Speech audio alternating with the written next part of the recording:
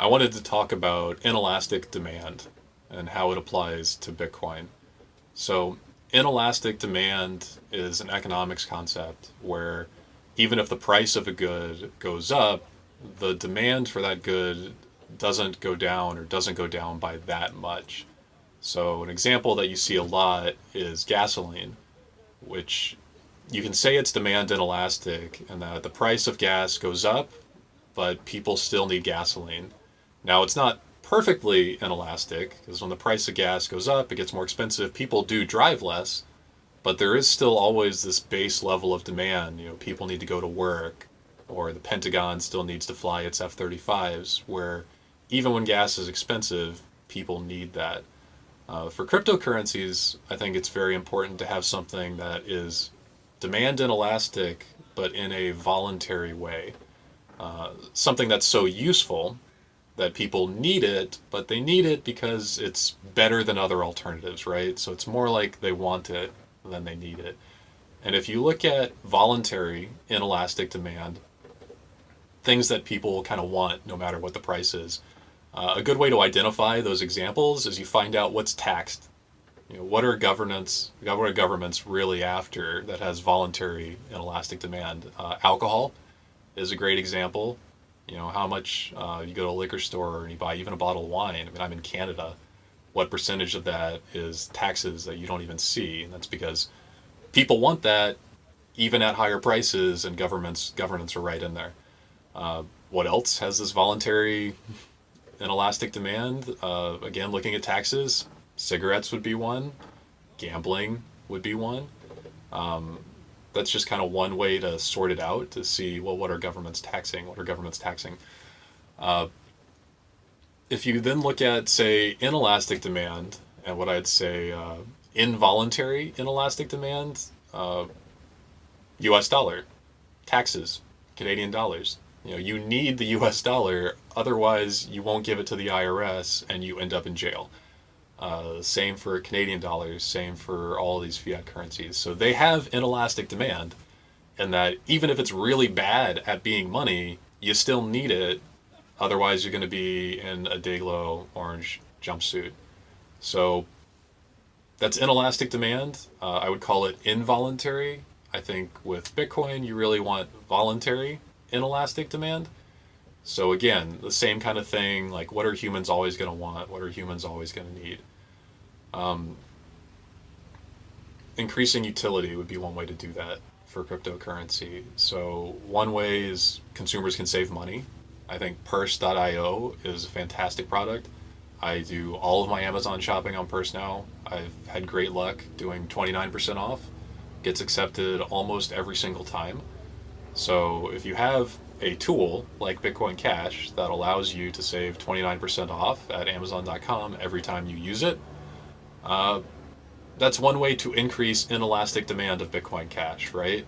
Doesn't matter what the price of Bitcoin Cash is, you could still use it to save 29% on any Amazon purchase. Another way would be convenience over credit cards. I'd say credit cards kind of have a bit of involuntary inelastic demand going on. Because if you want to buy something on the internet, at least for the last 15 years or so, you need a credit card. Doesn't matter if you want a credit card or not, you need one.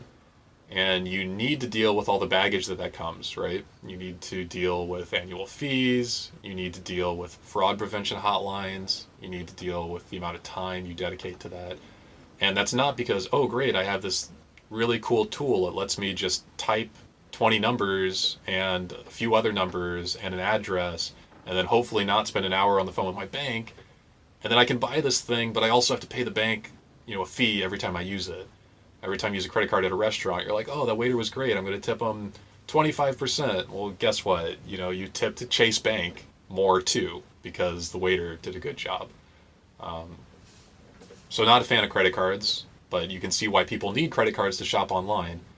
So shopping online in general would be another use case for Bitcoin Cash. If you build out the tools to make that more convenient, to make that more doable, and to make that cheaper than credit cards, you could get voluntary inelastic demand for Bitcoin Cash.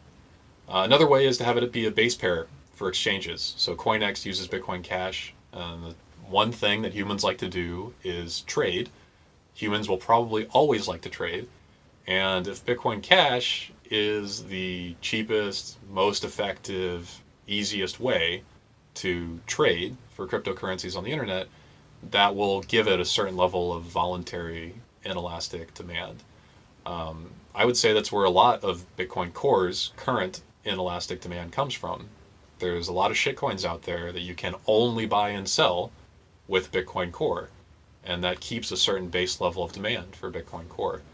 Also, a lot of Bitcoin Core's rally from last year came from ICO demand for altcoins, and people found themselves having to buy Bitcoin since that was the only way they could get on board there with that supported infrastructure.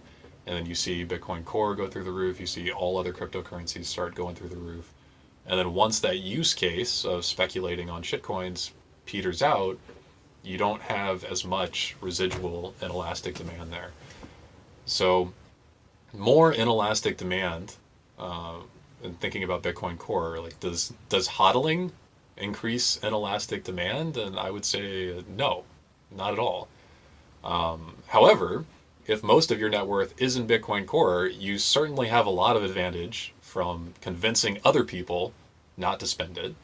If they do, or if they sell it, God forbid, you're going to lose some of your money. So there's a massive incentive to keep spreading a religion of hodl if you don't have obvious ways to increase the utility of your cryptocurrency and thereby increase voluntary inelastic demand, which would be the best way to move forward on Bitcoin Cash and what Bitcoin Cash is doing right now.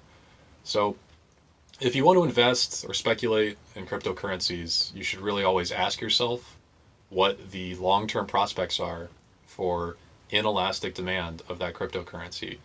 Why would people need this no matter what the price is? Why would people want it no matter what the price is? So if you want to build on Bitcoin Cash, ask yourself, are you increasing inelastic demand by making it more useful? It's just a really good heuristic and quality filter for figuring out the best way you can help out in the community and the ecosystem. So that's what I wanted to talk about. Some other material back on my sailboat. So the light's not as good over here. Oh, and I wanted to, well, I don't want to wake him up, but I did promise that Carl would make an appearance. Hey, buddy. He had some insults from some trolls on some of my tweets. They said he wasn't a real dog, but what are you going to do, Bitcoin Core trolls?